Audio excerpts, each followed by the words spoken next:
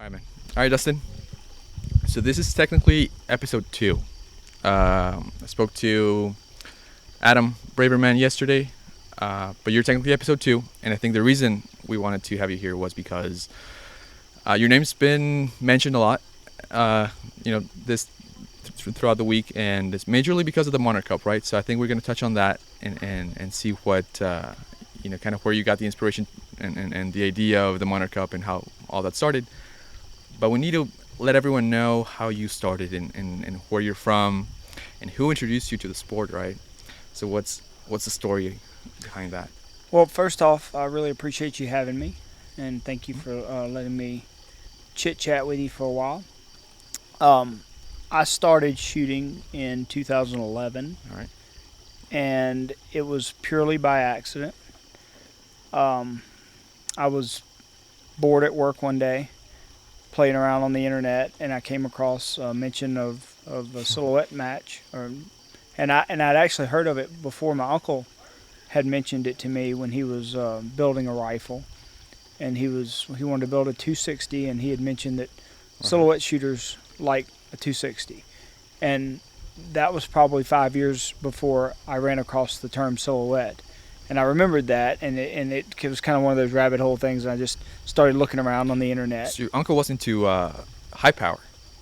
Well, he was just a hunter, shooter, reloader type guy. Right. And he always loved to reload and build guns. And in fact, he would take a lot of. I had a really nice rifle that I liked one time, and all of a sudden it was gone, and my uncle had taken it and turned it into something else. And this is when I was a kid. So that's the kind of guy he was, and he would talk about rifles. Just he knew ballistics, he knew loads, he knew everything. So he had mentioned that to me, and I didn't even ask him what he was talking about at the time. But that the term silhouette shooter came up when I saw it on the internet. Okay. And I said, well, heck, that's what he was talking about. So I just started reading about it, and I started digging around to see whether or not there was anything going on locally. Do you recall what you came across, like when you were no? I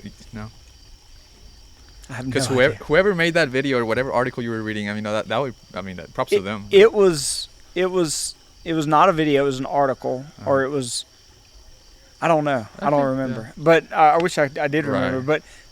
But it was something that looked like it was a lot of fun, and so I found. I started digging around to see if there was anything going on in Louisiana, and especially around the Baton Rouge area, and I came across Steel Chickens. Okay.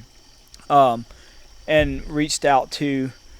There was a guy that at the time our governor in Louisiana, his name was Bobby Jindal. Okay. And there was a guy whose avatar on Steel Chickens was a picture of Bobby Jindal for whatever reason, and so I sent the guy a message, and he's like, "No, I don't live in Louisiana. I actually live in Arkansas or something." But I just thought the picture looked funny, and so but he said, "Look, get in touch with this guy." And so he put me in touch with my very good friend now, Joe Duboulay, who is one of our top shooters in Louisiana, and the rest is kind of history. He said, "Come out, watch a match." I went out and watched a match, and it looked like fun. And do you recall your first match? Yeah. Was it one of Double Ace rifles? No, I shot Savage 22 that I had. Oh, okay. You shot a 22 match. Okay, that was it was a 22 small bore match. I had a Savage rifle that was just sitting in the case, and I shot. I actually practiced a little bit because I went and saw a match and didn't shoot it. I just went and visited one, and kind of got the idea of what it was about. First impressions? Oh, it looked awesome. Okay. Because I've always liked competitive things. Right. The reason that I shoot silhouette is not necessarily because I'm a huge gun guy or anything like that, but I like competition. I like sports. And so, I saw this. It looked like a lot of fun. I went home, took what I had, and I had a bolt action Savage. I had a 10-22 and a bolt action Savage, and I decided that bolt action was best because that's what everybody was shooting. I put a friend of mine actually had a Nikon 24 power scope. I borrowed it from him. I put it on the gun, and I went and shot a match. After I practiced a lot, So I practiced for about a month because the next month I wanted to go to the match, right? And I practiced and practiced and practiced. My first match I shot at 8 out of 40. So anyone so just go to your closet, get your Savage rifle, and I think this is a great point. You're making, because it really, that's all it takes. Sure. You grab whatever 22 rifle you have, and then I guess you don't really need a scope, but I guess you could just grab whatever scope you have, and then you're good to go. Because people, I guess, would sometimes come, they can come out and look at your rifle or my rifle, and then they might get just not very, a little intimidated by the exactly right. Maybe, but if you want to become a Dustin Flint, just go to your closet and get your Savage and just go. I don't know. I thought it was interesting how just anyone can grab your rifle. Right? Sure, and to tell you the truth, that first match, I was offered 10 rifles to shoot instead of just sit there and watch. And if you come to a match now, my suggestion to anybody who's thinking about just trying to start, which, I don't know how many of these listeners are going to be guys that are just going to start, but you don't even have to have a rifle. Right. Show up to a match and accept the rifle that somebody offers you, because a lot of the guys like me have guns that we lend to people just to hook them. Yeah. Because, silhouette shooters want more silhouette shooters. That's how you do that. You just go.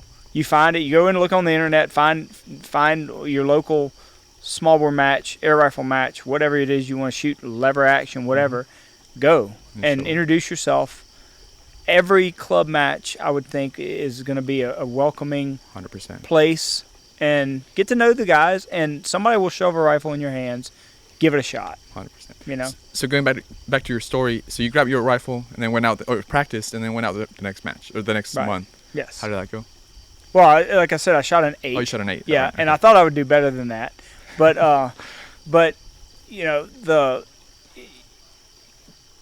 the idea of competing and getting to a point where I could be really good at this, even though it was really tough, was always very appealing to me. Right. And so, I was pretty much hooked after the first match. I wanted to go back and do it again. I started talking to guys about, rifles and all this stuff. And it's really kind of funny because Joe Duboulay, of course, he gives me his cell phone number.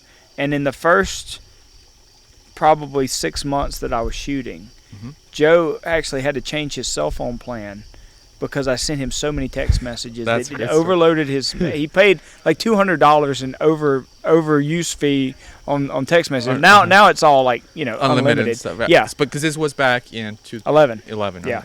Yeah. So that started, and of course, I come from a background of bicycle racing. Yeah, I've heard you like bicycles. Yeah. I raced bicycles pretty seriously for a long time before I got into silhouette shooting. And so that taught me sort of how to train, how to work at something, how to work to get better, and how to incrementally get a little better through practicing or training and learning.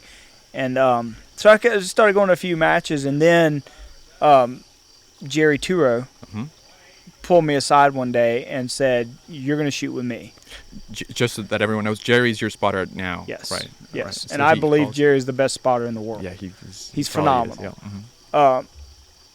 Jerry pulled me aside and said, "Look, we're going to shoot together from now on." And he'll tell you now, probably he saw that I was serious enough about it that I had the drive to go get a little better. And that was just a few months into it. And when you say he called you over, do you recall how that conversation went? Is that something how do you tell someone, hey, now you're going to shoot with me? That's what he said. Okay. He walked up to me and said, "You're going to shoot with me." And you, I guess. So at that time, Jerry was the king of the hill in Louisiana. Really? Yeah. Okay. Look, Jerry, it was a phenomenal silhouette shooter. He's still great. He's still great. Yeah. But Jerry's the guy that I would go to the matches and watch him shoot a 38 and a 37 and all that. And he was the best there. And he understands the concept of working as a team. Yeah. And so what he wanted to do was he he wanted to develop me into a good shooter and a good spotter, Right. so that we could become what we've become today. Right. That was his vision, Yeah. and I mean, I doubt at that time he thought that we would be as successful as we've been, Yeah. but I mean, that was his vision, and Wow. that's how that started. So, okay. And then you start shooting with Jerry.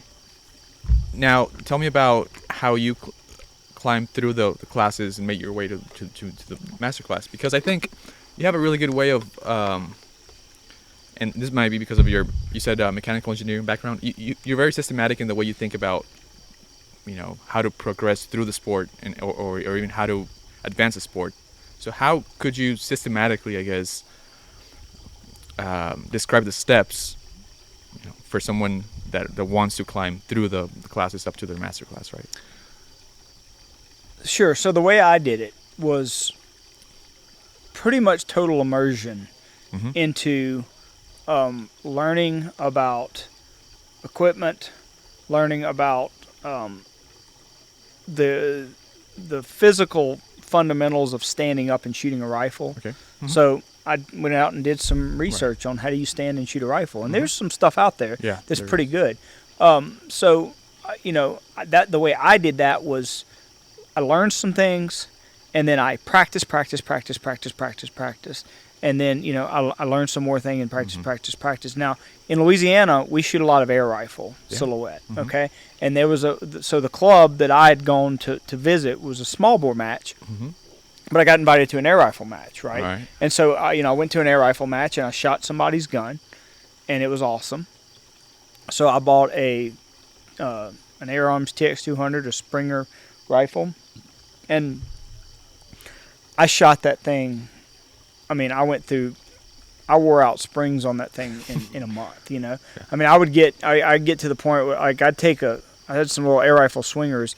I'd go put the swingers out there and I would shoot until all of the paint was gone, just aiming at spots of paint. 10 meter, I guess, targets. Is that no, what you? No, 20 yards, 30 yards, 36 yards, and 45 yards. I mean, like silhouette targets. Right. Yeah. Out to the distances, and so I shot a ton of air rifle with that thing. In fact, I made a bet with who got to be a really great friend of mine, Daniel Archibald, who unfortunately passed away last year. But Daniel made a bet with me that I couldn't become master in anything within a year. He's like, you can't. It just can't be done. That's how you get better. Yeah. Yeah. And I love. I mean, if you challenge me, I'll at least try. Right. And so we made a bet. And I don't know. It was like $100 or something like that. That I could make master in at least one rifle within a year, and I did it in like 4 months. And you think that has a lot to do with your natural talent, or just how much you worked that rifle and? No, I don't think shooting has a lot to do with natural talent. That's I believe that almost any shooter can become a master class shooter. Yeah. Given the right instruction, or the right learning, or the right seeking of what you're doing. Like, as in, learn how to do it the right way, and then put the work in. Right.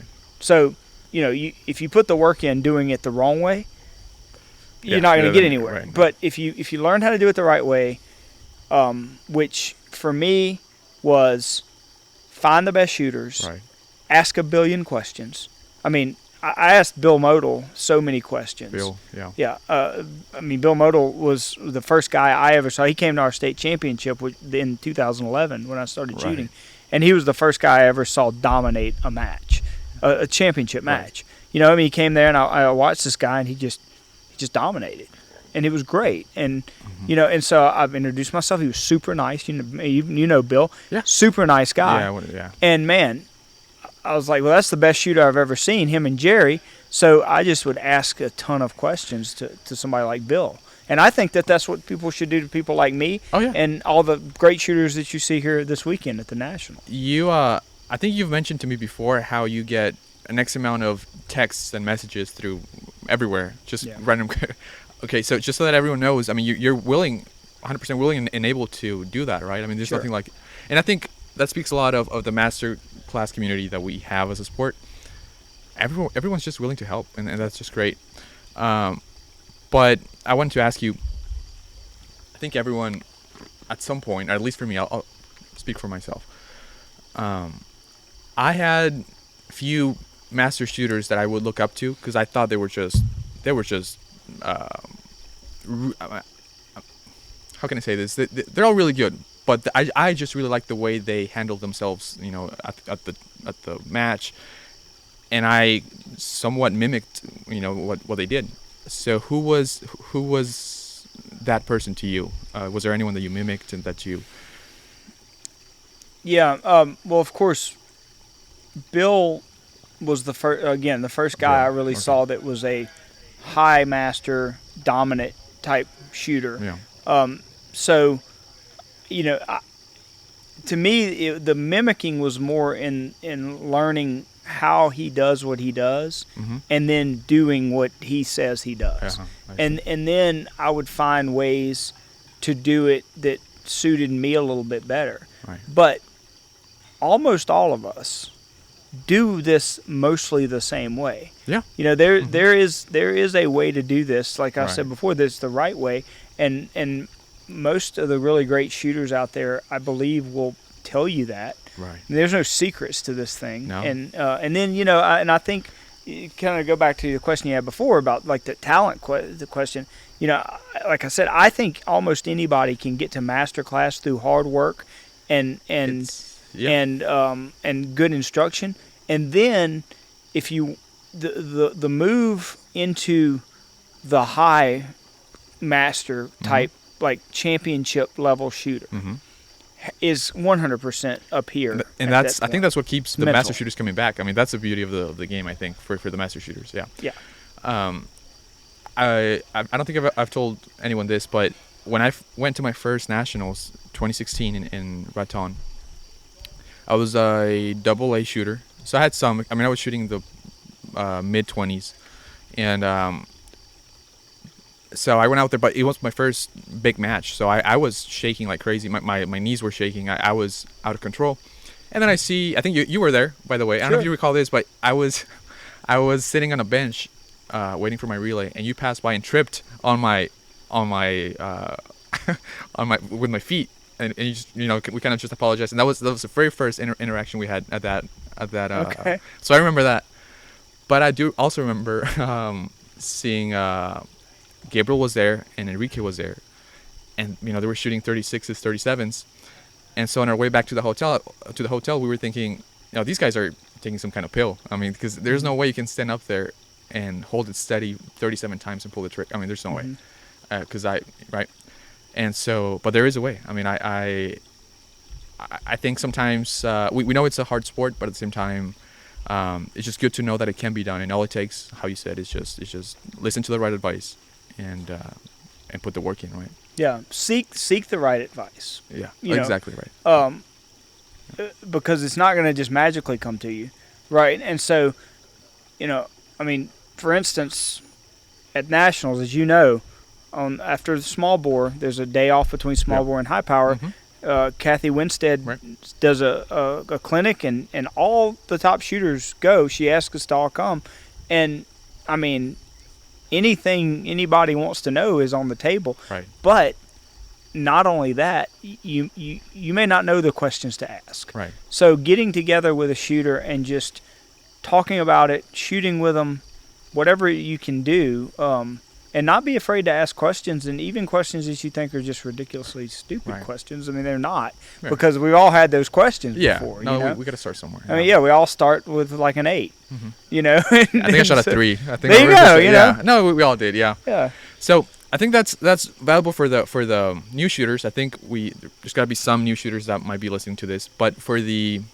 people that have been here around for a longer time, whether it's here in the States or wherever they are, I think we've all heard about the Monarch Cup. It's going on right now. Sure. And it's a big deal, and it's a big reason why we make these podcasts. And I think it's really, I truly think it's going to change the sport. But your name has been mentioned quite a few times because you had the idea, right? I think it all started with conversation, and someone, I guess, said it would be cool to have a North American champion. So that was you. Yeah, that was. That was where it started. I mean, it was me.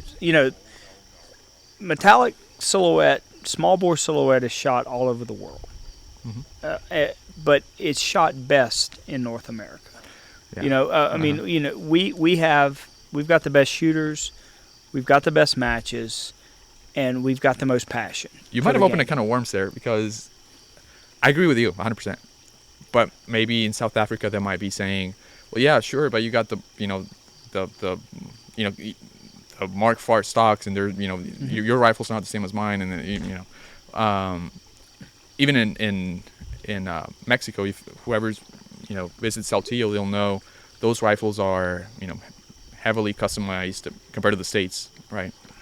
So, would you say that, given the advantages that we have here in the States, do we still have the best group of silhouette shooters in the world, or is it just because we have? I wouldn't say.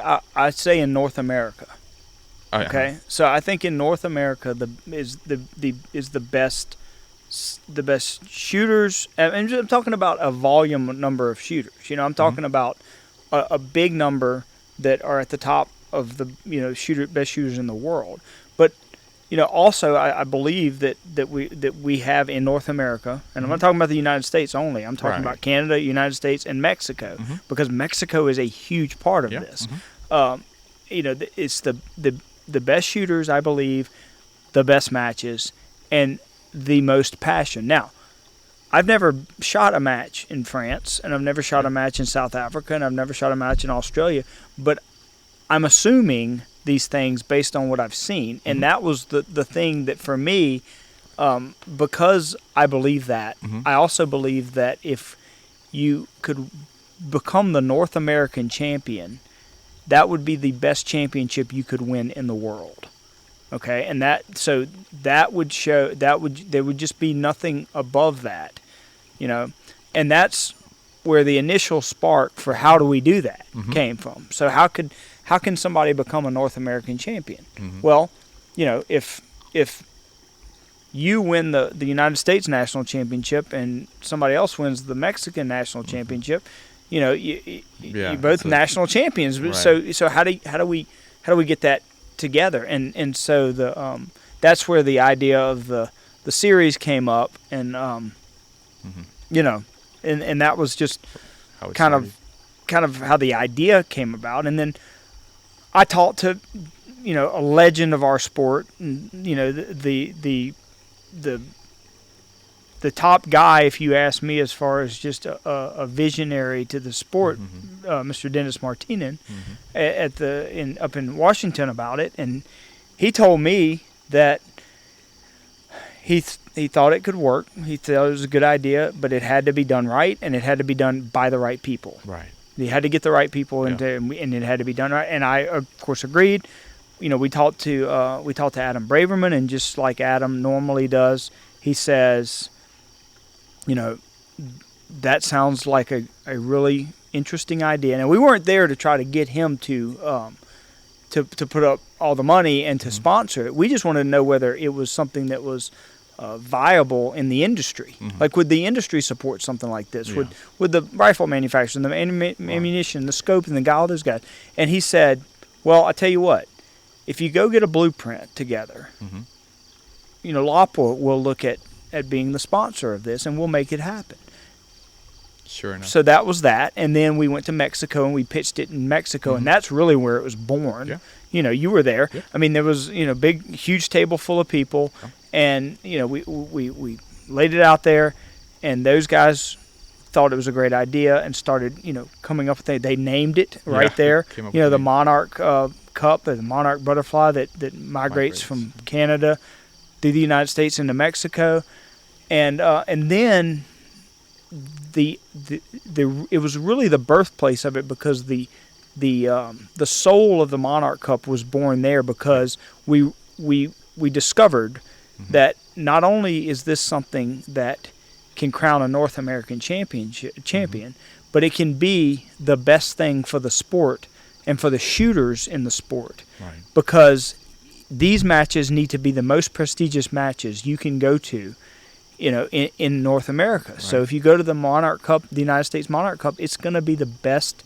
small bore silhouette match in the United States that year. Yeah. Same thing with Mexico. Same thing with Canada.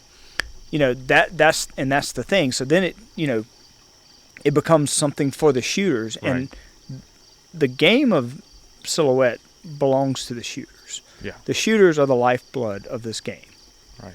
I mean, all the people that are here this weekend, all the people that are shooting club matches, that's what it's all about, and that's what the Monarch Cup is for, the shooters. And that's where it became for the shooters Right. in Mexico, because those guys just get it down there. Yeah, makes me wonder, and I would dare to say that we killed it this first year. I mean, we're not even through the Monarch Cup, but so far, I mean, what the group of Lapua and the Monarch Cup board of directors have done, it's incredible. But I can't help to think, in the next 5-10 years, what is our sport gonna turn into, right? I mean, are we, if this is how we started, where are we heading, right? And I wish we could become, an international sport. I mean, it already is an international sport, but if we can get to the point where it's somehow broadcasted or somehow better, I guess, diffused, to viewers, we could become a way bigger group of people, right? Absolutely. That's the way I see it, but I don't know if that, or what's the way that you how you envision the sport in 5 or 10 years, right? Yeah. In the Monarch Cup. Right, and I mean, what you're talking about is promotion. Yeah. Of the sport. Mm-hmm. And the great thing about silhouette shooting is that the game is great. It is a great game. It is not something that anybody is going to be able to buy their way into. No. It's not something that anybody is going to be able to completely master. Yeah. It's not. It is such a skill-based, pure, there's nowhere to hide type game. It's you and a rifle and a target. Can you knock it down? You got one shot at that target. And so knowing that, the game is there. The game is there. It's really great. And so promoting the game and getting not only new people into it, but reviving, champion shooters to come back and guys that may have gotten a little bit, it's a little stale or burnt out or whatever it may be, to see something out there that is special, like the Monarch Cup, or like a North American Championship, or just it doesn't even have to be for guys. I mean, those guys here, they're chasing a national championship. There's guys here chasing this year the Monarch Cup North American Championship, but there's guys here chasing their class. Even AAA, AA. I mean, and that's that. And there's guys here that don't care about any of that stuff. They just like to be out and shooting with their friends.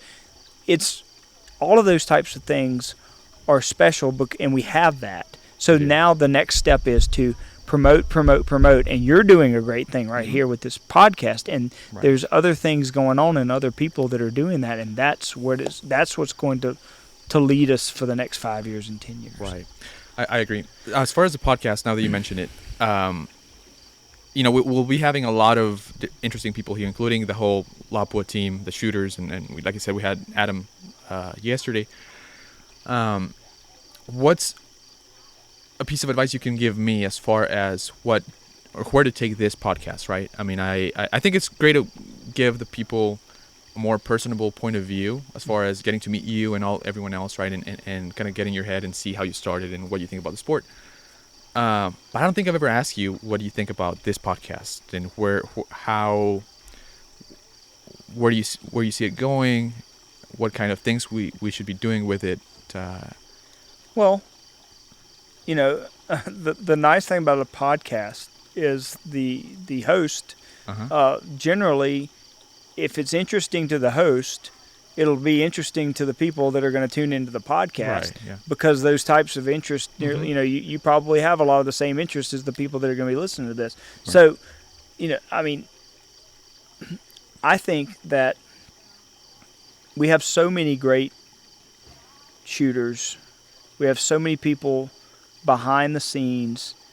Your dad, who, for instance, who has made, he's taken the reins of the Monarch Cup and made it so special this first year. Like you said, killed it the first year. Adam Braverman, folks that run the clubs that do this, the match directors, the people that are in the industry that might support the game or whatever. Mm-hmm. You know, anybody that's involved in the sport. I think it's interesting to hear these things, from like the personal relationships that I have with so many of these people. Right. I mean, I get to sit and have this conversation without all the microphones Right, and all, exactly. and we do it over and over and over. That's kind of what I thought about. So I realized that I was really enjoying the conversations I was having with people like you and all the other shooters, but it wasn't being. I mean, people need to listen to this, and that's Sure. that's kind of how this came about. But I guess where I was heading with my question is there anything in particular that you wish to know about someone, or that you wish that was talked about more for the general public, right? I really wish to know the personal side of shooters. Mm-hmm. That was just me. Mm-hmm. But for you, is there something that you go and think, well, I really wish I knew this about this person, or that we talked more about this, right? Yeah, I mean, I think that the thing that I think most people would find interesting in the shooters that you see, mostly at the top of our Mm-hmm. game, is more about your mentality. What is your mentality? How do you think about competing and think about the sport of silhouette, like your role in it or my role in it, or what it is that kind of drives me or Mm-hmm. whoever else out there that Right. those types of things I find to be interesting, because I think what you would find is most of us Mm-hmm. are going to be about the same. Yeah. As far as when it comes to like how we look at this, and most of the top shooters are not just supremely talented. Right. It's not that. I mean, it's not that okay, he's got more talent than everybody else. It's generally that they carry themselves like competitors in a competitive sport Mm-hmm. rather than a hobbyist. Right. And I think that I believe that would probably surprise some people. It doesn't surprise me because I know most of these shooters. Yeah. Mm-hmm. But I've had a lot of conversations with them and stuff like that. So, I mean, I think an interview like this is great. And as things happen in the sport, it'll give us more to talk about. And it'll give us more things going on that we can double back around and follow up on. And, I mean, I think it'd be great whoever wins, the small bore national championship to talk about that, because that's a great thing if you're able to do that, 100%. But I guess who would you, if you could vote for someone to be sitting on, in that chair next, who would that be? Who would you? There's a lot of people. Yeah. I mean, there's again, there's great shooters out there, and those guys and girls are all going to be really good interviews. There's people that run these matches. I mean, I run a lot of matches. I've never run anything as big as the national championship here. Right. I think it would be very interesting to hear from a guy like Mike Haynes. Exactly. And how do you run this? How does this? What goes on behind the scenes, and how do you do this? And what if I want to do something like this at my club, or if I just want to, start a club and develop a Ridgway rifle club or a club to Tiro, Saltillo, Safari. Right. I mean, talk to Pepe or somebody like that. Mm-hmm. And then I mean, go pick any shooter that's at the top of this thing, of all these matches, and I believe that you'll find an interesting interview. For sure. Well, the next time I'll see you, it'll be in September, I think, right? At the Mexican Nationals.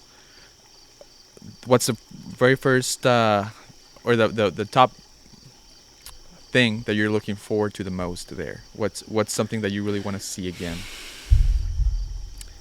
Well, personally, I want to go and try to win, because the last time I was there, shooting in Mexico, and this is important for anybody that's about to go to Mexico. Right. Okay? Which because hopefully this is going to be live before we. Well, that'd be great. Yeah. All right, so I can tell you, because I have experience with this. Yep. There's something a little different there that makes it a challenge to to shoot like you normally do, because and I don't know what it is. Okay, I can't tell you what it is. But it's a little different. And even the top shooters. I mean, the last time we were there, I was there. Kathy Winstead Severin was there. John Mullins was there. You were there. Your Daniel, your dad was there. Jerry was there. Mark Farr was there. We had some really, really good shooters, and none of us even came close. We just didn't shoot that well. But so I'm looking forward to that, to shooting better. Right. But it's such an experience. It's just so much fun. It's almost like teeing off at the Masters. Like I don't know, that's the way I see it, because people are just you can feel. I think what you're talking about is you can feel the passion of the people, and as you go through the match and you shoot, you can feel them, enjoying every bit of it, including watching you shoot and including, hanging around with you, and that just creates a different environment. Yes. But it's just crazy. Yeah, I think the Mexican shooters really do it better than we do when it comes to looking at the game as a competitive sport. Yeah. That and unabashedly doing that, right? So they're just more open to excitement, and again, I was shooting in Mexico, and I'm standing there, and at Saltillo, you're in these like little booths, so you can't see who's on the right and your left, and Jerry, my spotter, is right behind me, and I just happened to look back at him for something. We were talking about something that was going on downrange, and I just glanced behind me, and there's 70 people watching me shoot. So for those that don't know, I mean, usually, and this is common in most ranges down there, you have these walls, right? Or how do you, like, almost like cubicles? Yeah, it's like a booth. Like a booth for every shooter, right? So you don't get to see who's shooting next to you. But the problem is, when you do look back, you'll see usually 10, 15, 30 people behind you watching you shoot. And that can be right. That it can be nerve-wracking. I'm used to people watching me shoot. Yeah. However, it's a new experience, but it is really the most pure, just group of passionate shooters that are just all in. Right. And that's and we have that in the United States in a different way. Yeah. It's just different. And that's great that it's different. However, my hope is that some of this stuff through making this more of a North American type deal more than just a United States thing and a Mexican thing and a Canadian thing, that some of that will bleed into some of the other championship matches that we have. And look, it will. Even clubs.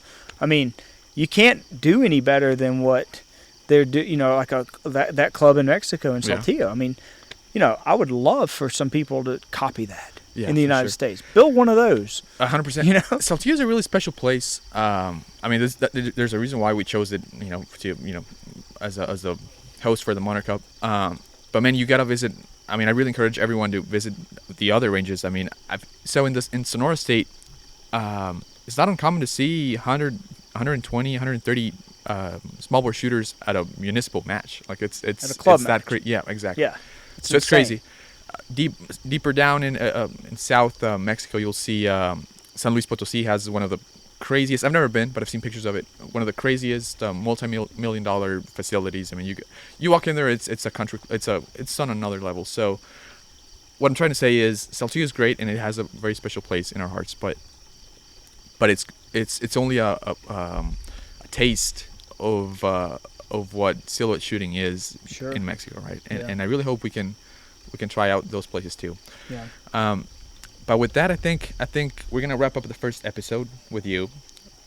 But there's so much that we need to talk to, because I know you have really good advice as far as training and the way to go about your shot, and we need to touch on all that later. But hopefully in Saltillo, maybe.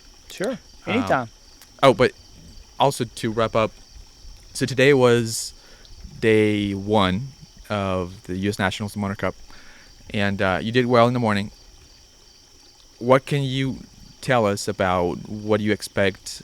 I know you expect to win, but what can you tell us about how you felt today, and how you're gonna, or what's your game plan for the next 2 days? Yeah, I mean, this is a long match, Yeah. and it's, of course, it's great to win a daily match. It's great to take the lead at the beginning, but nothing is decided. I mean, we're all really close. So my strategy always is to, go out there and hit that next shot and hit that. And even more for me, I mean, my strategy is to hit the next spot, not just the next shot. I mean, the spot that I'm aiming at on that target, and I try to do that over and over and over and over and over and over. And I look at it as just, taking as many targets as I can get and putting them on the scoreboard, and not really trying not to look at it, as standings, as an individual match or as an individual. Right. Now, that's easier said than done. I mean, I'm just like everybody else. Yeah. I'm counting scores and doing things that I shouldn't be doing, that I tell all the other shooters don't do. But winning championships in silhouette is about managing yourself. It's about managing the nerves. It's about managing all of the things, and and it's not about just being some sort of a robot like people think it is. Yeah. I mean, every shooter out there is dealing with the same types of issues, That's right. Yeah. and that's what makes it fun. And so for me, it's watching, okay, how am I going to deal with this over the course of 3 days, and then how's everybody else going to deal with it? Right. And that's, one thing I'll tell you, like, if you're nervous, everybody else is nervous. Right. And so and you can sense it. Yesterday was a nervy day. I mean, at least for most people. But before I forget, now that you were mentioning you mentioned some, you said that everyone gets nervous. Oh, but that everyone has their own way of going about things. And your 2 daughters came to mind, because, I mean, I'm pretty sure they're gonna pick up a rifle pretty soon. Maybe. I mean, hope so. Have you thought about how you're gonna bring them onto the sport? Yeah, I've thought a lot about it. We're gonna have a lot of fun. Yeah, that's and the point. That's that they will get the opportunity to do as much shooting as they want to do. Yeah. And we're gonna try to make it as much fun as we possibly can. And I think that's the way everybody should do it. Whether you're a 9-year-old starting, or you're 30 years old and you're trying to get there, or you're working towards whatever it is you're working towards. Keep it fun and enjoy the ride. And so I want my kids to enjoy the ride, and that's the advice I give most of the folks coming up through the classes, is enjoy getting better and enjoy doing these things and making those steps up. Don't just be on a hard line to master class and to championship level, because it's a little different when you're kind of not getting better. It's not about getting better now. It's about, okay, I'm trying to win every match, and either unfortunately it's for a lot of us here, it's either you win or it's failure. Right. And that's not the best way to do it. Yeah, I was gonna say, probably not. But yet it's fun. I mean, no matter what, it's a enjoyable experience with a lot of people that I really like, and it's in a beautiful place and a place I love. And but just beware. If you want to get to that point, you're going to step up against it's win or fail. 100%. And it's fierce. It's tough. I mean, I've been a master shooter for probably a year or so, but it's tough to keep up. And I agree with you 100%. Yeah. So I think with that, we're gonna wrap it up. But tomorrow we're gonna have hopefully Kathy here. She's a good friend of yours. Great. Yeah. Yeah. And I think she's gonna tell us about her Olympic background and all that. But for everyone tuning in, I know many people know you already, but for the Mexican shooters or U.S. shooters that don't, I know you have you're in some Facebook pages, and you're very active there, right? So I think I would encourage them to reach out to Dustin, because he's always very helpful to help, and he responds back, and he texts back, and he calls, and he's a good mentor for the sport. So Sure, that's thank great. you. Yeah, for sure. Dustin, well, I'll see you and everyone else in September in Mexico, right? Yeah, looking forward to it. See you there. Thank you. Thanks. All right, bye-bye.